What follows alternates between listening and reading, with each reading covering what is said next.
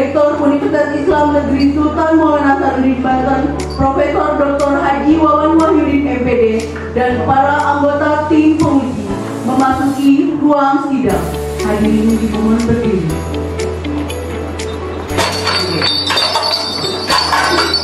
Rektor dan tim penguji memasuki ruang sidang.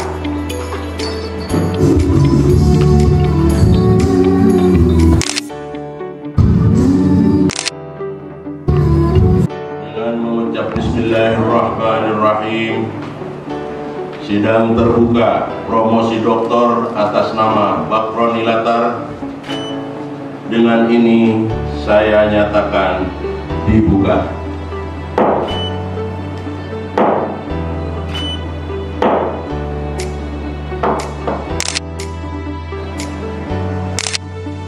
Kepada yang terhormat Sekretaris Sidang Dr. Rijal Firdaus MPD, silakan membacakan tata tertib sidang terbuka promosi doktor MPD sekaligus bertindak sebagai penguji. Dr. Rijal Firdaus MPD, Sekretaris Sidang, juga merangkap sebagai Sekretaris Prodi MPI Program Doktor S3 Pasca Sarjana. Anggota tim terdiri dari Profesor Dr. Haji E. Syahbul MHu. Assalamualaikum warahmatullahi wabarakatuh. Bismillahirrahmanirrahim. Alhamdulillahirrahmanirrahim. Direktur Pasca Sarjana, para penguji yang saya hormati, Bapak hadirin dan berbahagia. Kami sebagai promotor dan ko-promotor memberitahukan kepada terutama tim penguji dan kepada ibu bapak semua bahwa setelah melalui proses yang cukup panjang dan lama, Saudara Bakroni Latar insya Allah sudah bisa dan layak untuk dipromosikan hari ini. Mudah-mudahan lancar mendapat gelar doktor. Venus merupakan putra sulung dari 4 bersaudara dari pasangan Bapak Haji Latar dan Ibu Wari. Pendidikan formal yang pernah ditempuh yaitu SD Negeri Cicalung lulus pada tahun 1999, SMP Negeri 1 Kopo, dilanjutkan SMA Negeri 1 Jamila, kemudian strata 1 dari STAI As-Salamiyah. Selain itu juga S1 dari Universitas Sabayama lulus pada tahun 2012 dan melanjutkan ke S2 dari STIE lulus Malaysian School of pada tahun 2015 dan kemudian melanjutkan pendidikan S3 di UIN Sultan Maulana Hasanuddin Banten.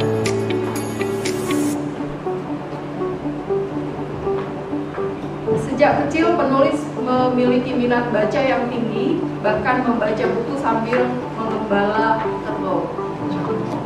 Penulis juga pernah aktif di beberapa organisasi, salah satunya pernah menjadi presiden mahasiswa di STAI As-Salamiyah, Dewan Presidium Badan Eksekutif Mahasiswa se-Banten, Dewan Presidium Badan Eksekutif Mahasiswa Nusantara se-Indonesia, Sekjen Persatuan Pelajar Indonesia di Yaman, dan Ketua Tenaga Musim Haji RI di Jeddah mewakili mahasiswa Indonesia di Yaman, serta kini menjabat sebagai Ketua ITI, Ikatan Persaudaraan Haji Indonesia, Kecamatan Jaula, dan Ketua Komisi 11 Hubungan Antar Negara dan Kerjasama Internasional MUI Kabupaten Serang.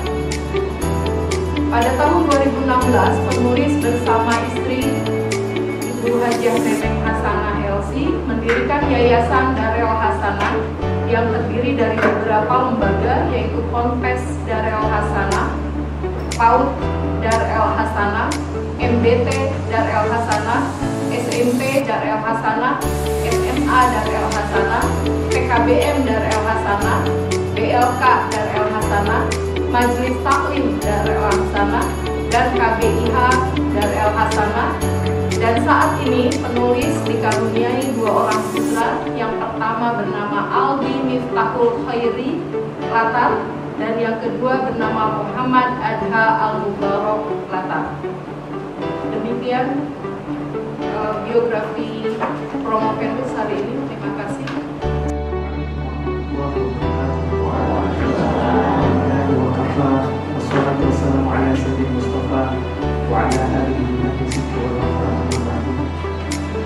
Kami hormati Rektor dari Pertambangan Pertimbangan Profesor Dr. Kiai Haji Maulana Wakil MPD, dan kami hormati Rektor Jenderal Firdaus MPD, kami hormati Profesor Dr. Arya Syafuri MBUM, dan kami hormati Dr. Hajar Fitri Ilmiati MPD, dan kami hormati yang tidak bisa disebutkan, insyaallah tidak mengurangi rasa hormat dan takzim Fakir pada hadirin sekalian. Mohon izin, Fakir akan membacakan presentasi singkat berkaitan dengan hasil penelitian disertasi dengan judul Persepsi Guru tentang Kepemimpinan Transformasi Mudir, Iklim Pesantren, Motivasi Mengajar, dan Pengaruhnya terhadap Lembaga Pendidikan Islam. Identifikasi masalah penelitian. Yang pertama, lemahnya struktur organisasi lembaga pendidikan Islam yang berdampak pada ketidakefektifan lembaga. Kemudian adanya permasalahan standar pendidikan pada sekolah-sekolah yang didirikan dikelola oleh masyarakat yayasan. Kemudian adanya ketidakstabilan struktur organisasi dalam pengelolaan sekolah mempengaruhi iklim sekolah atau pesantren. Kemudian ketidakstabilan iklim lembaga pendidikan Islam mempengaruhi hasil belajar siswa dalam pengembangan sosial dan akademik. Kemudian yang berikutnya adalah ketidaknyamanan lingkungan belajar, tata kelola, dan struktur sekolah berdampak pada efektivitas sekolah. Kemudian belum efektifnya lembaga pendidikan Islam dalam menjalankan perannya sesuai dengan tujuan yang telah digariskan dalam visi dan misi. Kemudian rendahnya pengolahan sumber daya manusia dan sumber daya lainnya dalam mengelola pendidikan Islam. Kemudian kurang berkembangnya lembaga pendidikan sebagai akibat tidak ada perubahan signifikan dalam pengelolaan maupun mutu lulusan yang dihasilkan. Kemudian rendahnya motivasi mengajar guru pada lembaga pendidikan Islam. Dan yang terakhir adalah kurangnya gurus ataupun pengguna user dalam menjalankan roda organisasi lembaga pendidikan. Kemudian definisi persepsi guru yang terdapat pendapat ataupun cara pandang guru itu sendiri dalam melihat objek yang dilihat, didengar, dan dirasa lewat panca indera. Kemudian yang dimaksud dengan persepsi di sini adalah merupakan hasil nilai-nilai kuesioner yang telah disebar di lokus penelitian. Kemudian kepemimpinan transformasi mudir merupakan kepemimpinan seorang yang didasarkan atas aspek simulasi intelektual, pertimbangan individu, pengaruh ideal, dan motivasi inspirasional. Kemudian iklim pesantren adalah suasana yang terdapat di dalam suatu pesantren yang mencakup aspek hubungan antarpersonal, pertumbuhan dan perkembangan pribadi, perubahan dan perbaikan sistem, dan lingkungan fisik. Motivasi mengajar merupakan dorongan yang kuat pada diri guru dalam melakukan kegiatan pembelajaran, mencakup aspek tantangan pekerjaan, tanggung jawab, penghargaan, dan prestasi kerja, hubungan dengan organisasi, serta kerjasama. Kemudian lembaga pendidikan Islam, yaitu kesesuaian antara output dengan tujuan, dengan aspek kejelasan visi misi tujuan, mengimplementasikan kepemimpinan pendidikan, ekspektasi guru dan tenaga pendidikan, kolaborasi kemitraan, orientasi keberhasilan, dan komitmen sumber daya manusia. Adapun kerangka konseptual penelitian, yang pertama adalah teori factor terkait masalah kepemimpinan. Kemudian diturunkan menjadi kepemimpinan transformasi mudir, yaitu simulasi intelektual, pertimbangan individu, pengaruh ideal, dan motivasi inspirasional. Kemudian dari teori teori berkaitan dengan masalah teori lingkungan, dalam hal ini adalah variabel iklim pesantren. Kemudian diturunkan menjadi beberapa aspek yaitu hubungan antar personal, pertumbuhan dan perkembangan pribadi, perubahan dan perbaikan sistem, dan lingkungan fisik. Kemudian teori Herzberg yaitu faktor motivasi diturunkan menjadi variabel motivasi mengajar, kemudian diturunkan menjadi beberapa aspek dalam tantangan pekerjaan, tanggung jawab, penghargaan dan prestasi kerja, hubungan dengan organisasi, dan kerjasama. Kemudian semuanya adalah berpengaruh terhadap penyelenggaraan lembaga pendidikan Islam yang efektif. Kemudian metode penelitian dan jenis penelitian ini adalah penelitian kuantitatif. Metodenya adalah survei skala Likert. Kemudian sampelnya 181 orang. Kemudian analisis data yang digunakan adalah dengan menggunakan statistik, deskriptif, parametrik, korelasi bivarial, dan teori regresi yang telah divalidasi. Kemudian lokasi penelitian di Pondok Pesantren Modern Darul Kalam 3 dan juga Pondok Pesantren Modern Kulmi. Kebaruan penelitian ataupun novel di dalam penelitian ini, yang pertama adalah bahwa penelitian ini adalah penelitian kuantitatif, tentu terdapat pada angka-angka korelasi dan regresi yang ditemukan. Kemudian kebaruan yang kedua adalah variabel kepemimpinan transformasi mudir yang dihubungkan dengan variabel lembaga pendidikan Islam. Meskipun Avandi sebagai dosen di STAI Purwakerto menulis artikel tentang efektivitas kepemimpinan transformasional pesantren, namun tulisannya hanya pada kajian analisis kepustakaan semata. Kemudian variabel iklim dihubungkan dengan variabel lembaga pendidikan Islam. Penelitian Syahrullah Abdul Wahab di perusahaan Heavy Industry Malaysia, namun penelitiannya hanya dibatasi pada kepemimpinan transformasional hubungannya dengan kinerja yang dimediasi oleh iklim keselamatan dan tidak dikaji secara empiris bagaimana hubungan variabel iklim dengan keefektifan perusahaan lembaga. Kemudian yang keempat adalah motivasi mengajar dihubungkan dengan variabel lembaga pendidikan Islam. Penelitian sebelumnya Iswanti Patarai, variabel motivasi mengajar hanya dihubungkan dengan kinerja guru, aktivitas belajar peserta didik, dan kreativitas guru. Kemudian yang kelima adalah lokasi penelitian yaitu di Pesantren Darul Kalam 3 dan Pondok Pesantren Modern Kulmi. Penelitian sebelumnya tidak ada yang meneliti tentang persepsi guru tentang kepemimpinan transformasi mudir, iklim pesantren, dan motivasi mengajar terhadap lembaga pendidikan Islam. Itulah kebaruan penelitian yang ditulis. Kemudian karakteristik demografi responden, yaitu di sini mulai dari pondok pesantren, kemudian jenis kelamin, ya, sampai jabatan, kemudian banyaknya yang diteliti bagi laki-laki adalah 44,2% dan perempuan 55,8 ataupun 101 orang. Kemudian deskripsi hasil ketercapaian daripada tiap-tiap variabel X1, X2, X3, dan Y dalam hal ini adalah kepemimpinan transformasi mudir, iklim pesantren, motivasi mengajar, dan pengaruhnya terhadap lembaga pendidikan Islam. Yang pertama X1 ataupun kepemimpinan transformasi mudir yaitu mencapai 65,19%. Kategorinya adalah termasuk tinggi ataupun efektif. Kemudian X2 yaitu iklim pondok pesantren mencapai 65,57%, kategorinya juga tinggi termasuk efektif. Kemudian X3 ataupun motivasi mengajar mencapai 59,88%, kategorinya adalah sedang.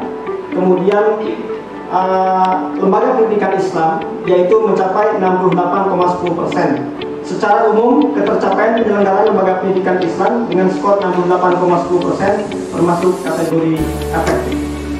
Kemudian temuan nilai koefisien regresi untuk variabel X3 pada poin 7, yaitu pada poin ke-7, yaitu mencapai min 8, mengandung arti bahwa pengaruh yang dihasilkan adalah berlawanan arah antara variabel X3 dan Y.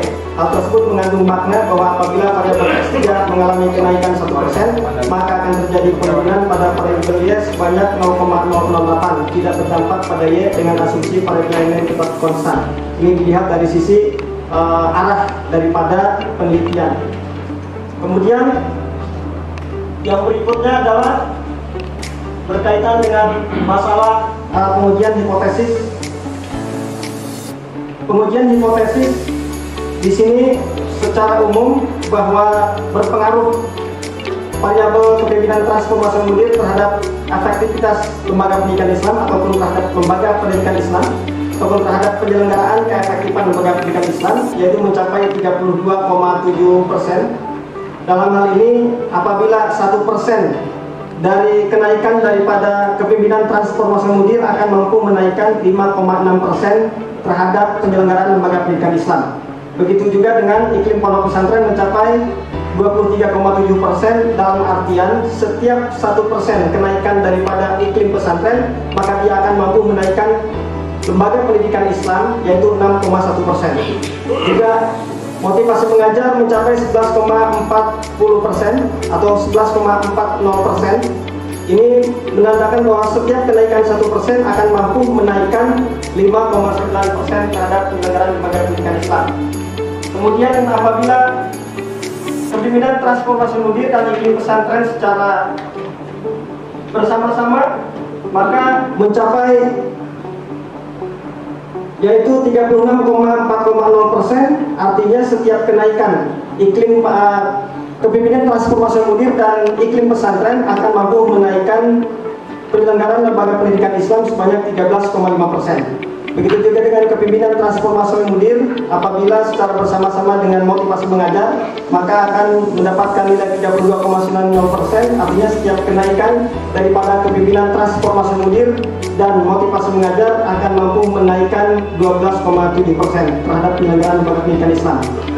Kemudian apabila iklim pesantren dan motivasi mengajar secara simultan ataupun secara bersama-sama, yaitu akan mendapatkan hasil yang didapat adalah 25,00%, artinya setiap kenaikan 1% iklim pesantren dan motivasi mengajar secara simultan maka akan berpengaruh terhadap penyelenggaraan lembaga pendidikan Islam sebesar 13,3%. Kemudian yang terakhir, apabila kepemimpinan transformasi mudir, iklim pesantren dan motivasi mengajar secara simultan, kemudian skor yang didapat adalah 36,40%. Ini sama dengan pengaruh kepemimpinan transformasi mudir dengan iklim pesantren, yaitu skor yang didapat adalah 20,4%. Artinya bahwa setiap kenaikan 1% ini daripada motivasi mengajar secara simultan, maka akan berpengaruh sebanyak 63,6%. Sebanyak 20,4% terhadap penyelenggaraan lembaga pendidikan Islam. Yang berikutnya adalah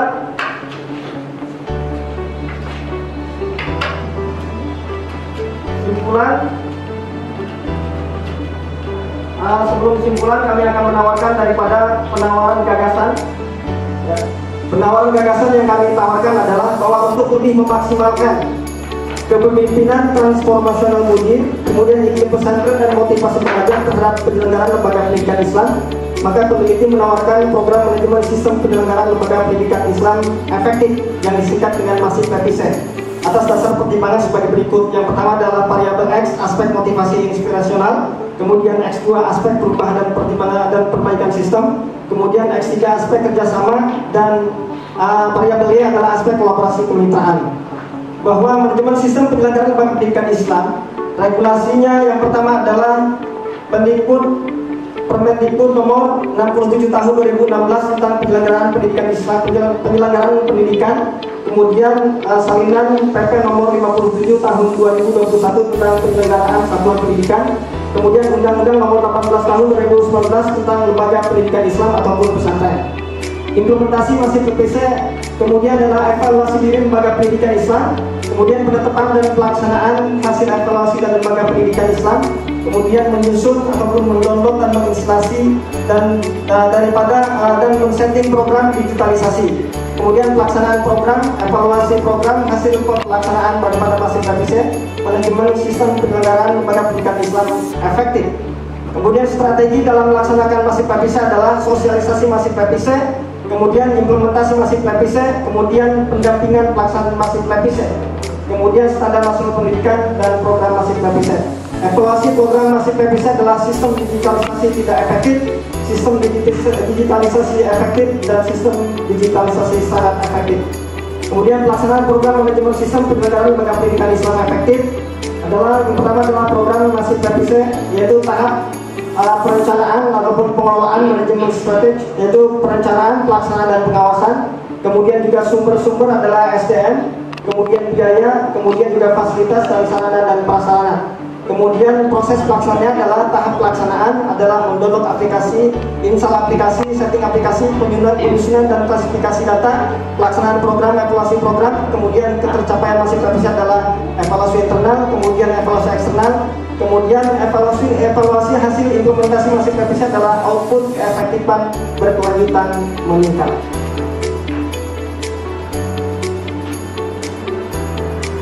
Kemudian ini adalah tampilan daripada program masif revisi yang ditawarkan. Kemudian simpulan. Yang pertama adalah kepemimpinan transformasional mudir berpengaruh positif dan signifikan terhadap penyelenggaraan lembaga pendidikan Islam. Kemudian iklim pondok pesantren berpengaruh positif dan signifikan terhadap penyelenggaraan lembaga pendidikan Islam. Kemudian motivasi mengajar guru berpengaruh positif dan signifikan terhadap penyelenggaraan lembaga pendidikan Islam. Kemudian kepimpinan transformasi mudir dan iklim pondok pesantren secara simultan berpengaruh positif dan signifikan terhadap penyelenggaraan lembaga pendidikan Islam.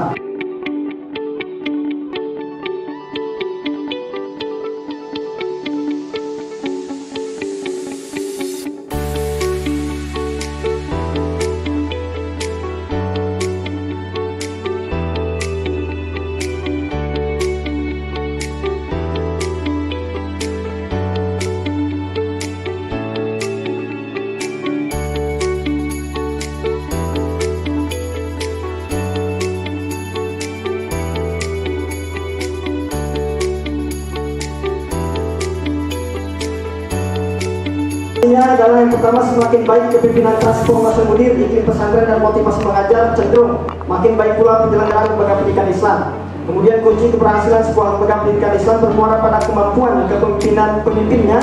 Maka dari itu seorang pemimpin harus tahu dan dasar akan tugas dan tanggung jawab sebagai pemimpin dan manajer. Jika sistem kepemimpinan tidak dibenahi, maka akan sulit untuk menyelenggarakan lembaga pendidikan Islam yang efektif, bermutu, maju dan berkembang.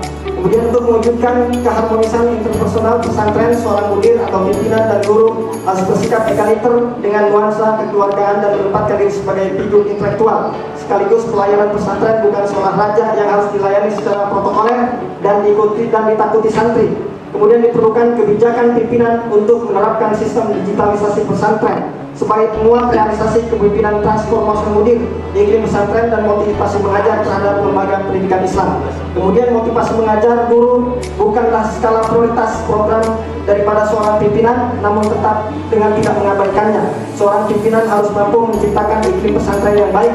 Melalui iklim yang baik tersebut, kemudian dengan sendirinya kesadaran motivasi mengajar guru akan terbangun dan berpengaruh positif dan signifikan terhadap keefektifan penyelenggaraan lembaga pendidikan Islam.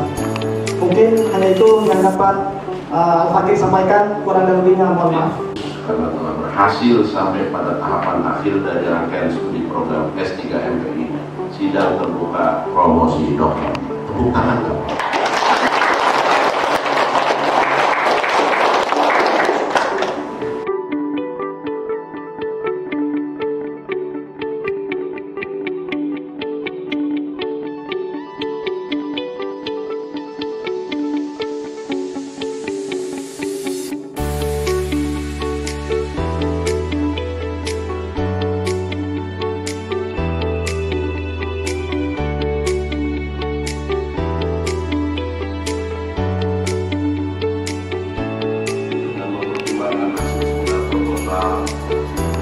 Hasil ujian komprehensif, ujian kelayakan dan ujian tertutup Promovendus juga sudah mempublikasi karya ilmiah dari jurnal Scopus 3 dan hasil disertasi pun sudah submit artikel ke jurnal bereputasi.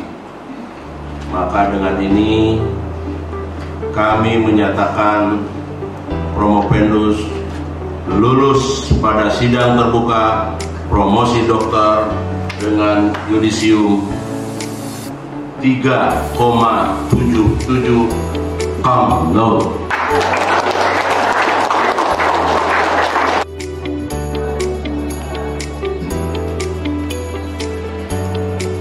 Alhamdulillahirabbil alamin wa bihi nasta'in ala umuri dunya waddin.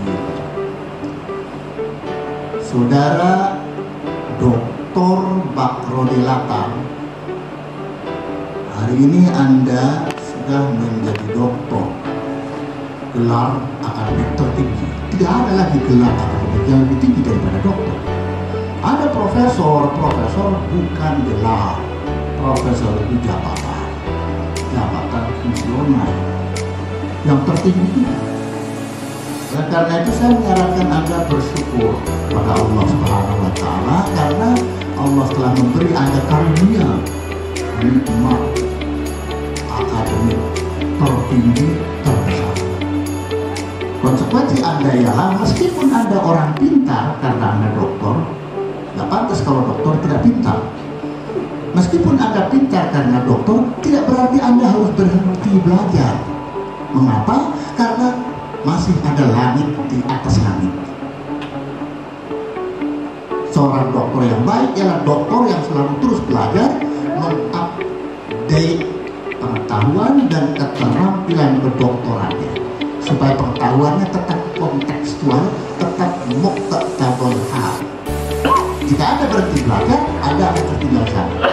Satu. Kedua, sebagai seorang doktor, Anda wajib menjadi khairun nas. Itu gelar lain, mungkin lebih tinggi daripada sekedar gelar doktor. Kami semua berharap Anda mencapai gelar khairun nas.